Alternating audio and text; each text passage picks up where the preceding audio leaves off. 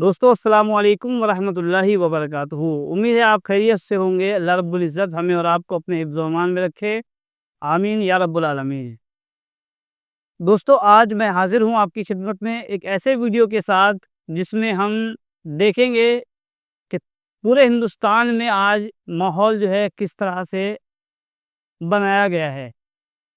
आइए मैं सबसे पहले आपको एक वीडियो दिखाता हूँ। ये वीडियो देखिए और देखकर समझिएगा कि आखिरकार चल क्या रहा है। मैं आपसे इस वीडियो को दिखाने के बाद पूछूंगा कि आपको इसमें क्या समझ आया। आइए सबसे पहले ये वीडियो देख लेते हैं।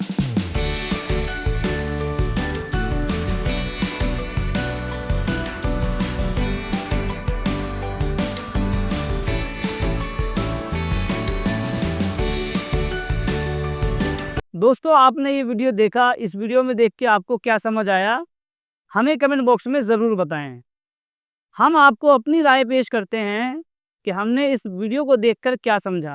दोस्तों जैसा कि हमारे हिंदुस्तान में कई सालों से हमें ये देखने को मिल रहा है कि कोई भी एक चमन चिंटू खड़ा होकर कुछ भी उल्टा सीधा भाषण दे देता है, या फिर किसी रैली के अंदर या किसी महासभा के अंदर या किसी रथ यात्रा के अंदर कोई भी एक चमन चिंटू कोई हरकत करता है और उसको देखा देखी ये जो हमारी नौजवान भीड़ है, मैं इसमें आपको एक एज लिमिट बताता हूँ। 16 साल, 15 साल, 14 साल से लेकर और 22 साल तक के लड़के, उनको कुछ नहीं पता कि उनकी इन हरकतों से आगे जाके क्या रिजल्ट आने वाला है। लेकिन वो लोग बिना कुछ सोचे समझे उस एक चमन चिंटू की बातों में आकर उल्टी सीधी हरकतें कर देते हैं। हाल ही में हमने देखा कि मध्य प्रदेश के उज्जैन में एक यात्रा निकली और उस यात्रा में एक शाही मस्जिद है उज्जैन में, उस शाही मस्जिद के ऊपर चप्पलें फेंकी गई, गोबर के उपले फेंके गए। आखिरकार इन सब चीज़ों से क्या होने वाला है और ये लोग जो ये कर रहे हैं, क्या आपको लगता है कि ये कोई समझदार लोग होंगे? नहीं दोस्तों, असल में ये लोग उसी एज लिमिट में आते हैं 14 साल से लेकर और 22 साल की उम्र तक। ये कोई समझदार लोग नहीं हैं। हमें और आपको ये समझना चाहिए कि भेड़ चाल में अपने बच्चों को जाने देना चाहिए या नहीं। अगर आप हमारी ये वीडियो देख रहे हैं तो अपने बच्चों को संभालिए। मैं ये बात अपने मुस्लिम भाइयों से भी कहना चाहूँगा और अपने हिंदू भाइयों से भी कहना चाहूँगा कि कुछ लोग अपनी राजनीति का फ़ायदा उठाने के लिए हमारे बच्चों का यूज़ कर रहे हैं, और पिसता कौन है? हमारे बच्चे पिसते हैं उसमें। दोस्तों उन लोगों को कोई फ़र्क नहीं पड़ता जिनके बच्चे बाहर विदेश में पढ़ने जाते हैं। पिसता कौन है इस सब में?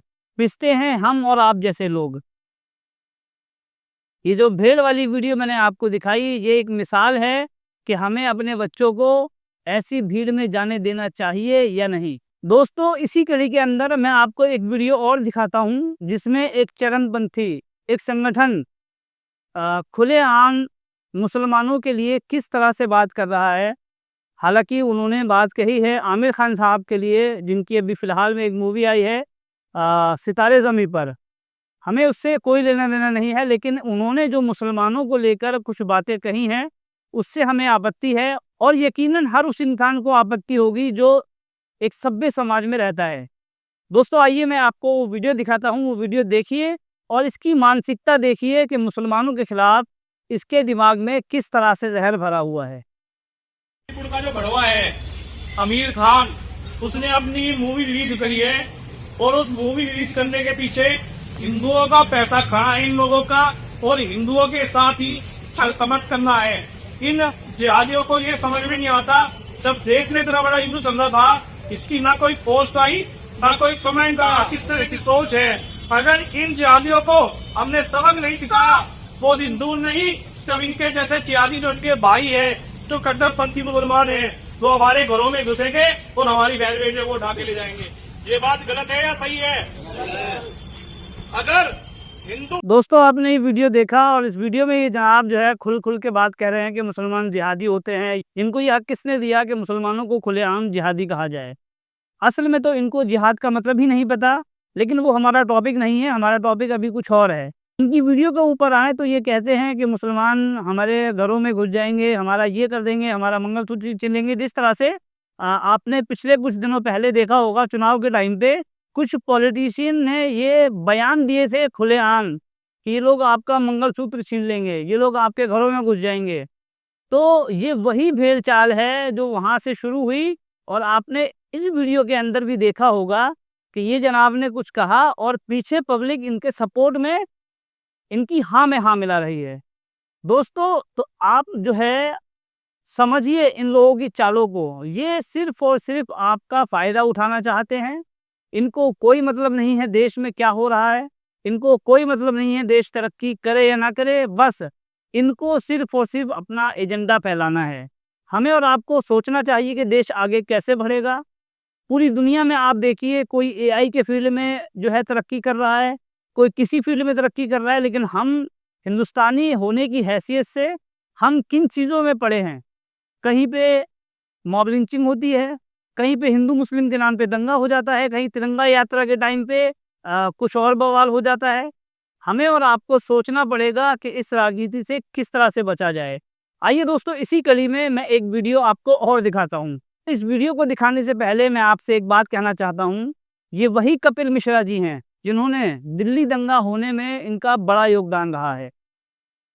क्योंकि आपने देखा और इनका वीडियो वायरल हुआ बिल्कुल खुले तौर पर, इन्होंने खुले तौर पे पुलिस वालों को धमकी दी कि अगर ये लोग यहाँ से नहीं हटे तो हम जो है अपने हिसाब से कर लेंगे, हटवा लेंगे, ये कर लेंगे, वो कर लेंगे।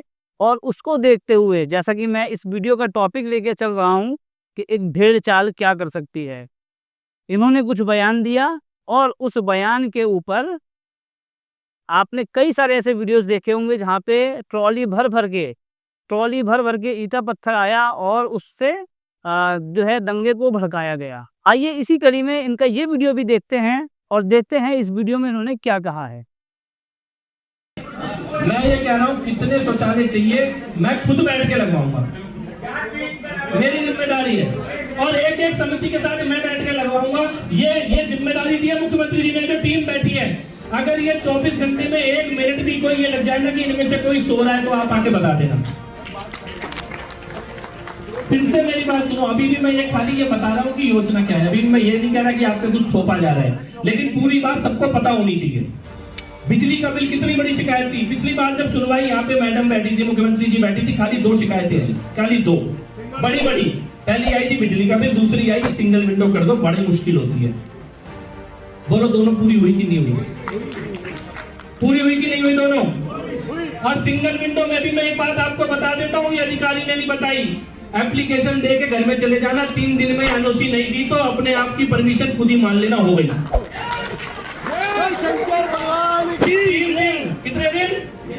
कितने दिन? चाहे पुलिस की हो, चाहे एमसीडी की हो, चाहे फायर की हो, चाहे जल बोर्ड की हो, कोई सी भी हो परमिशन डीएम लाके देगा। और आपने लगाई 10 तारीख को, 13 तारीख तक या तो डीएम कह देगा भाई साहब कोई प्रॉब्लम है, और नहीं बोली प्रॉब्लम तो 13 तारीख को परमिशन हो गई। आपने ये वीडियो देखा और मैं समझता हूँ कि इस वीडियो को देखने के बाद जो इंसान संविधान में मानता है उसको समझ आ गया होगा कि आखिरकार ये लोग आज हमारे संवैधानिक तौर पे नेतागण बन के बैठे हुए हैं और ये लोग किस तरह से ब्यूरोक्रेसी के साथ खिलवाड़ हो रहा है, आप इस बात को समझ सकते हैं। कुछ टाइम बाद हमारे हिंदुस्तान के अंदर एक कांवड़ यात्रा होने वाली है और उस कांवड़ यात्रा में बहुत से हमारे हिंदू भाई ऐसे हैं जो पूरी श्रद्धा के साथ जाते हैं और वहाँ से जल लेकर आते हैं और उसको अपने अपने घरों में लेके आते हैं। लेकिन उन्हीं लोगों में कुछ ऐसे भी लोग होते हैं, मैं ये नहीं कहता सिर्फ हिंदू भाइयों में ऐसे लोग होते हैं, मुस्लिम कौम में भी कुछ ऐसे लोग हैं जो उल्टी सीधी हरकतें कर कर पूरी कौम को बदनाम करते हैं। लेकिन आज ये पुलिस प्रशासन अगर ऐसे लोगों को सपोर्ट करेगा, जिस तरह से जनाब ने कहा कि आपके पास पूरी परमिशन है, अगर पुलिस प्रशासन उनको सपोर्ट करेगा तो आप सोचिए ज़रा जो उपद्रवी लोग हैं उनको किस तरह से छूट मिलेगी और वो क्या क्या नहीं करेंगे, ये हमें और आपको समझना पड़ेगा। हमने ऐसे लोगों को वोट दिया है जो लोग आज ब्यूरोक्रेसी को जिस तरह से चलाना चाहिए उस तरह से न चलाकर अपने मनमर्जी तौर पर चला रहे हैं कि जनाब हमने आपको 3 दिन का टाइम दिया है, अगर आप परमिशन देते हैं तो ठीक, वगरना हमें परमिशन मिल गई। ये किस तरह से ब्यूरोक्रेसी को चलाना हुआ, हमें और आपको ये सोचना पड़ेगा। दोस्तों, हमें इस भेड़ चाल से बचना होगा और कहीं ना कहीं आप देख रहे हैं कि युवा आपस में लड़ रहा है, लेकिन जो हमारे प्रधानमंत्री जी हैं, आप हमेशा ये खबरें सुनते होंगे कि हमारे प्रधानमंत्री जी आज कतर में हैं, हमारे प्रधानमंत्री जी आज सऊदी अरब में हैं, आज दुबई में हैं, आज पाकिस्तान में हैं। दोस्तों, मैं आपको एक वीडियो दिखाता हूँ। हम और आप इस तरह से हिंदू मुस्लिम के नाम पर लड़ रहे हैं, लेकिन इस हिंदू मुस्लिम की राजनीति का फ़ायदा उठाकर जो लोग आज बड़ी बड़ी कुर्सियों पर बैठे हैं, वो लोग किस तरह से इस हिंदू मुस्लिम की राजनीति से फ़ायदा उठा रहे हैं। आइए मैं आपको एक वीडियो दिखाता हूँ। उस वीडियो में आप देखिए कि कोई इन्विटेशन नहीं, कोई दावतनामा नहीं, उसके बावजूद हमारे देश के माननीय प्रधानमंत्री मोदी जी पाकिस्तान चले जाते हैं नवाज शरीफ की डॉटर की शादी में। आप सोचिए, एक तरफ तो हमें हिंदू मुस्लिम के नाम पर लड़वाया जा रहा है, एक ढेर चाल बनाकर हमारे युवाओं को फंसाया जा रहा है, और दूसरी तरफ मुस्लिम देशों में जा जाकर बिरयानी खाई जा रही है। आपको हमें ये समझना पड़ेगा कि ये राजनीति जो है ये हमारे लिए कितनी ख़तरनाक है। जब तक हम इस बात को नहीं समझेंगे, तब तक हमारा देश कभी भी विकसित देश नहीं बन पाएगा। हम इसी राजनीति में फंसे रहेंगे और इसी तरह से हिंदू मुस्लिम में लड़ते रहेंगे। दोस्तों, आपने ये पूरा वीडियो देखा और वीडियो देखकर आपको यकीनन समझ में आया होगा कि वाकई में भेड़ चाल नाम की कोई चीज़ होती है और भेड़ चाल में किस तरह से मासूम लोग पीछे जाते हैं। हमें और आपको उस भेड़ चाल से बचना होगा और अपने घरों के बच्चों को, अपने जो 14 साल से लेकर 22 साल तक की उम्र के जो बच्चे हैं, जो समझ नहीं पाते, आखिरकार गर्मा गर्मी में कुछ ऐसी चीज़ें कर जाते हैं जिसका भुगतान हमें भुगतना पड़ता है, तो हमें उनको समझाना चाहिए कि ऐसे चीज़ों से दूर रहें और ज़्यादा से ज़्यादा उनको एजुकेट करें ताकि वो ऐसी चीज़ों में ना पड़ें। दोस्तों, आपको ये हमारी वीडियो पसंद आई हो, वीडियो को लाइक कीजिएगा। ज़्यादा से ज़्यादा इस वीडियो को रीच बढ़ाने के लिए अपने दोस्त अहबाब में शेयर कीजिएगा। जाते जाते मैं आपको एक वीडियो दिखाना चाहूँगा। वीडियो देखिए और समझिए कि वाकई में इस देश में जो राजनेता हैं वो किस तरह से हमारा और आपका फ़ायदा उठा रहे हैं।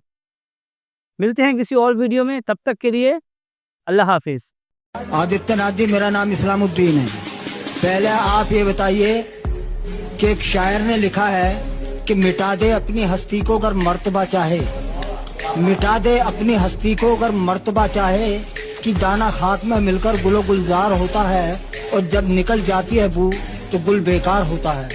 आप फकीरी लाइन हैं, तो आप दुनिया में क्यों पड़े हुए हैं? आप पहाड़ों में जाके तपस्या क्यों नहीं कर रहे? फकीर को चाहिए क्या? कौमी पक्ष चाहिए? फकीर को चाहिए कि बुलंदी पर पहुंचना और अपने खुदा से मिलना, उससे ताल्लुकात जोड़ना है। तुम जो ये कुरेश फैला रहे हो, ये जो राजनीति गंदी कर रहे हो, इस देश का बेड़ा गर्क करने पर तुलोगे नहीं। अभी मेरे 2-3 सवाल होंगे, एक जवाब ले लीजिए।